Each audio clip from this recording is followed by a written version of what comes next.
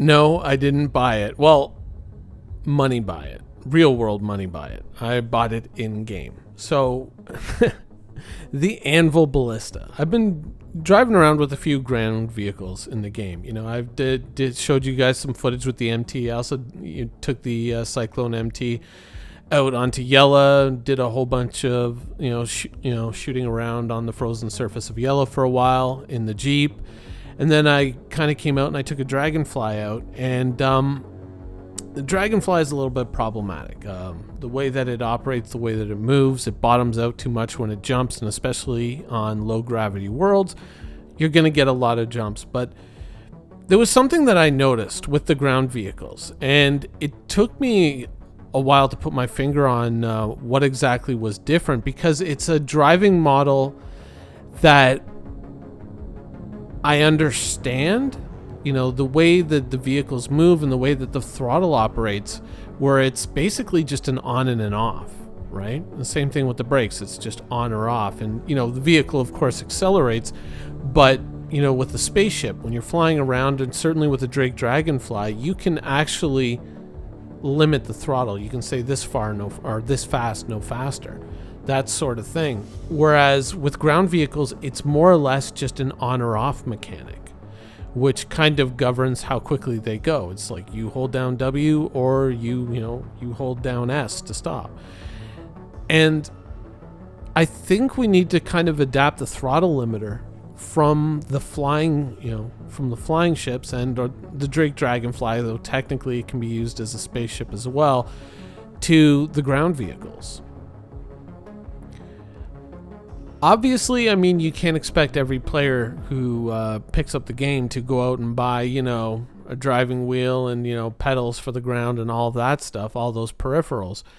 But I do think that, bringing the throttle limiter to the ground vehicles can kind of approximate that type of performance and do it in a way that's universal, so all players would have access to it.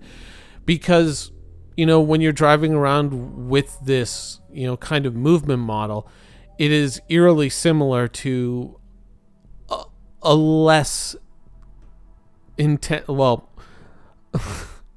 a less granular simulation of ground vehicle combat.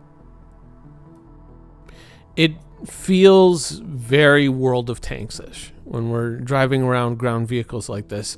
And so I kind of feel like we do need some kind of a throttle limiter. Some kind of an adjustable, just mouse wheel up and down to kind of govern the, how fast we're going, that sort of thing. Just so, we can bring the speed down and we don't have to continuously modulate the W key, that sort of thing. I think that would probably be a pretty good idea, something good to bring into the game to kind of keep it much more towards a sim and much less towards, a more of an arcadey ground vehicle combat type situation, which, World of Tanks, there are many good things in World of Tanks, but, I think a lot of people would probably look at it and say there's a lot of wasted potential there. And, I just don't want to see Star Citizen when we're so busy, making sure, personal inventory, death mechanics, all that sort of stuff. And we're going for such, granular simulation type feel for so much of the game, yet the basic driving of a ground vehicle is no different than World of Tanks.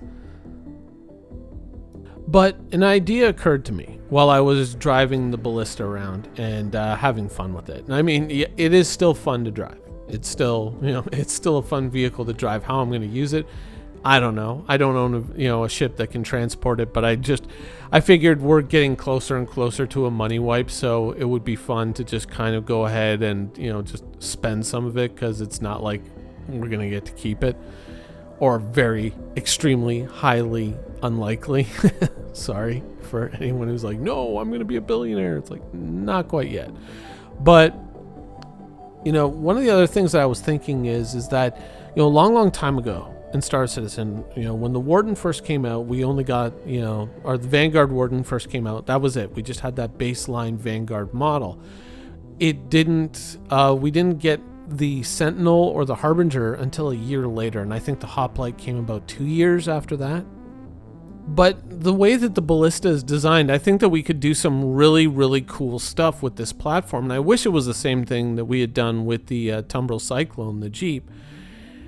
You know, if you look at the way that it's built, you know, the turret on the rear end of the Ballista, why don't we make it possible to kind of, you know, swap that out with, let's say, a much more long-range gun, something not all that different from a Tumbril Nova. Now, the Tumbril Nova, of course, would probably have way more armor, and it would be a much more durable target, but, you know, move some things around, and maybe you would have to do some serious limitations on the height of the gun, and maybe get rid of the forward machine gun turret that the driver controls on the Ballista and replace it with a coaxial gun next to the main gun.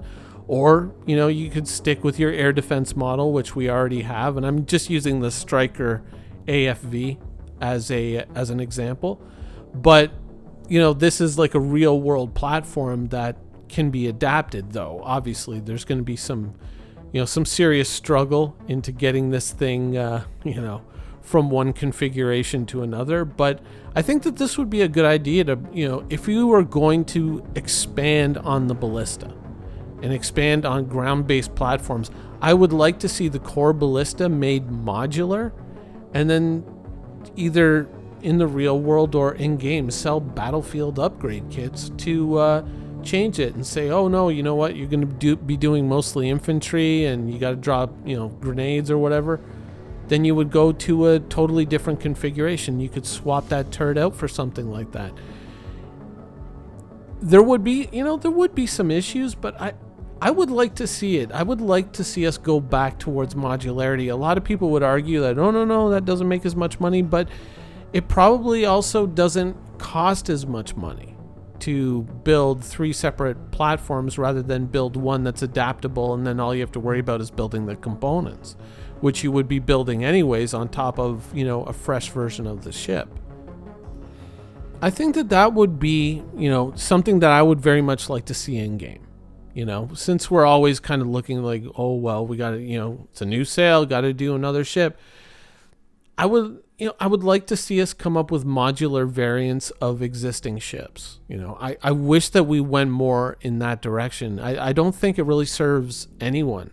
And it just creates a whole bunch of hangar bloat if you've got like multiple versions of the same thing, and, you know, it's just because there's one bespoke component on one version of that vehicle, rather than, you know, just say having a core vehicle and then you go out and buy the, you know, the weapon kits or the individual items to build that vehicle into what you need for that particular mission or objective or operation or whatever you want to call it. I really feel that we should be looking more at things like this and less at bespoke application specific vehicles, except for, you know, obviously things like refueling, things like mining, things like salvaging. You're gonna need a bespoke platform for that. But I mean, you know, like the hospital ship, the Apollo, I would love to see a weaponized variant of that where you take out the hospital beds and you make it just like a midway point between, let's say, a Valkyrie and a Constellation, something like that. That could be pretty interesting.